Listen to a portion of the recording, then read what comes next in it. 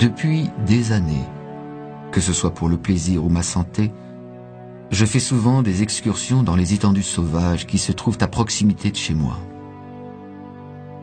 Je monte en empruntant les étroits passages de cerfs et redescends en suivant la pente des collines recouvertes de chênes, de pins et d'arbustes. Je vagabonde sans réfléchir le long des montagnes qui mènent à la côte.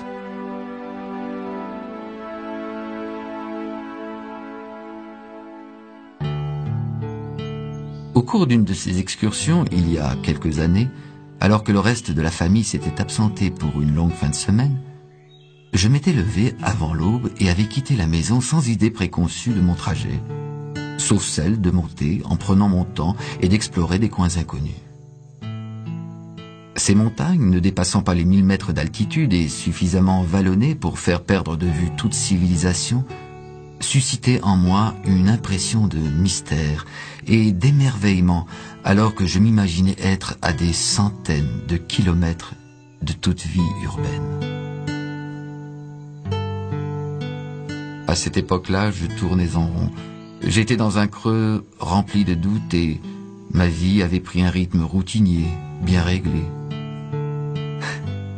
J'allais bientôt découvrir la véracité du dicton suivant: attention à ce que tu souhaites, car chose souhaitée pourrait bien t'arriver. Entendant alors un cours d'eau quelque part plus bas, je continuais mon ascension en le maintenant derrière moi afin, pensais-je, de pouvoir sortir de cette vallée ensevelie sous la brume.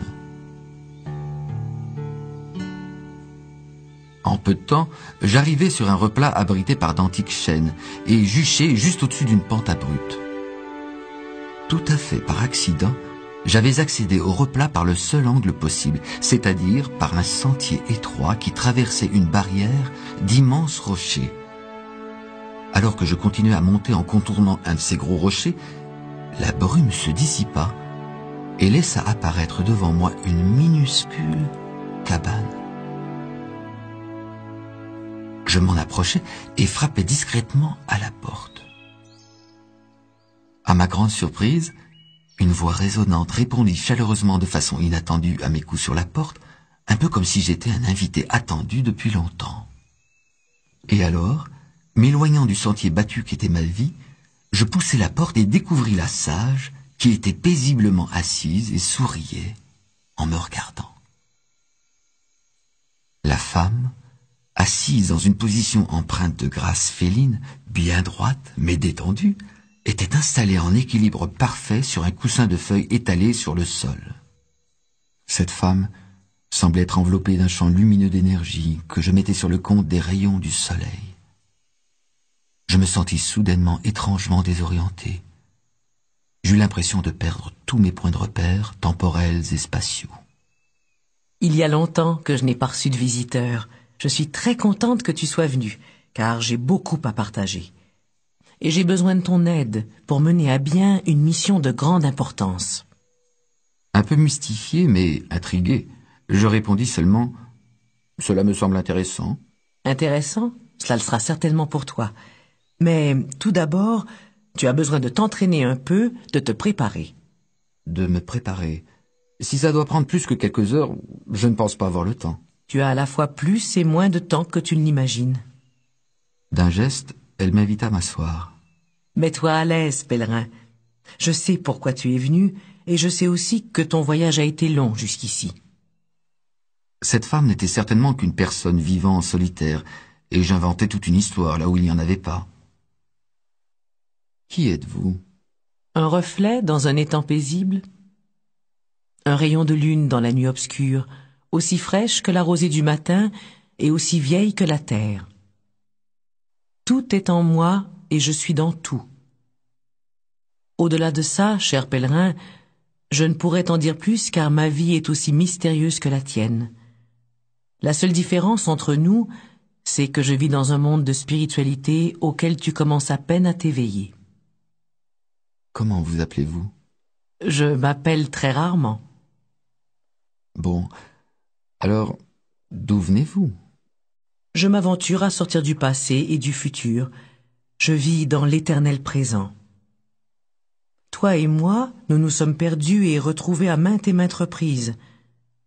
J'ai travaillé avec toi dans une vieille station-service et j'ai traversé en ta compagnie la forêt tropicale hawaïenne. J'ai navigué sur les mers, et gagné et perdu des fortunes, connu la santé et la maladie, le plaisir et la souffrance. Et j'ai découvert des trésors qui t'éblouiraient, des soirées luminescentes, des opales grosses comme le poing, et des pierres précieuses multicolores rutilant de tout leur feu. Mais ce que je voudrais partager avec toi est le plus grand de tous les trésors. C'est un trésor qui grandit lorsqu'on le partage et qui ne perd jamais son éclat. La magie existe dans ce monde, cher pèlerin. Mon intention est de te faire connaître les secrets de l'alchimie. Comme de transformer le vulgaire métal en or? Jouer avec les minéraux n'est rien d'autre qu'un truc de chimiste. L'alchimie dont je te parle ici peut transmuer les éléments les plus vils de ta vie, comme les peurs, la confusion, les préoccupations et les difficultés, en un or inestimable, celui de la liberté et de la clarté, celui de la sérénité et de la joie. Les secrets que je veux te faire connaître sont les lois de l'esprit. Vous parlez d'esprit. Croyez-vous en Dieu? Êtes-vous adepte d'une religion? Il n'est pas nécessaire de croire au soleil pour se délecter de la chaude lumière de ses rayons matinaux. C'est tout simplement une évidence. Telle est mon expérience de Dieu. Pour ce qui est de ma religion, j'ai déjà eu ma place dans les temples illuminés des Israélites et sous les flèches glorieuses des mosquées de l'islam. Je me suis agenouillé dans des cathédrales grandioses et j'ai baigné dans la lumière de la chrétienté. J'ai connu les tentes de purification amérindienne et tendu le calumet à mes pères. J'ai vécu comme une chamane dans les plaines d'Afrique, médité dans des temples bouddhistes et respiré le doux parfum de l'encens sur les berges du Gange. Et partout, j'ai trouvé le même esprit dans toutes ces religions différentes. J'ai trouvé une volonté divine qui transcende temps, croyance et culture, et qui dévoile le trésor de Dieu que sont les lois universelles. Pouvez-vous m'en dire plus au sujet de ces lois? Les lois de l'esprit nous renvoient à l'ordre et à l'intelligence innée de l'univers. Elles transcendent tous les concepts, coutumes et croyances. Elles constituent le fondement de toute moralité humaine. Aussi constantes que le mouvement des planètes, elles affectent non seulement la mécanique de la nature, mais aussi chaque aspect de l'existence elle-même. Elles sont là pour nous guider à travers les hauts et les bas de notre vie, comme les étoiles et les compas guidaient les marins d'autrefois dans leurs itinéraires maritimes. Certaines de ces lois ont plus particulièrement rapport aux aspects pratiques de la vie humaine. Les livres et les enseignements religieux font état de ces grandes vérités, qui sont des principes simples mais puissants, permettant de trouver la paix intérieure dans un monde difficile. Ceux qui observent ces lois s'épanouissent et voient leur vie comblée.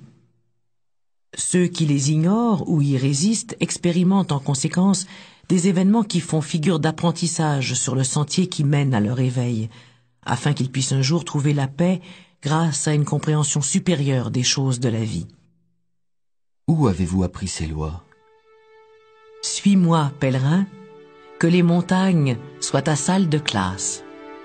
Je décidai de me rappeler toutes les lois qu'elle pourrait bien m'enseigner, ces trésors dont elle parlait, afin d'en faire part à mes enfants et peut-être à ceux qui pourraient s'y intéresser. Je savais que quelque chose d'inhabituel se préparait au moment où je passais le pas de la porte de la cabane et me retrouvais à 2 pas d'un grand étang tranquille que je n'avais pas vu auparavant.